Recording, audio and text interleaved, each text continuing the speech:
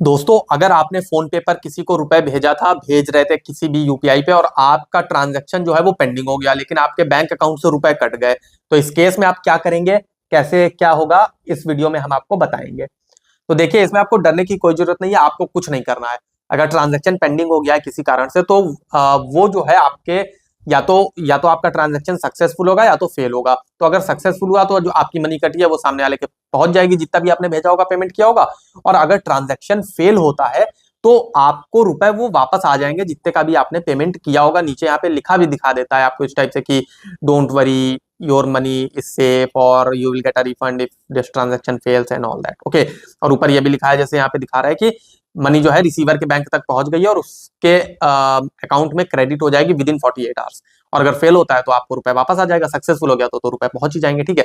तो इसमें आपको कुछ नहीं करना है, आपको जस्ट वेट करना है। ओके।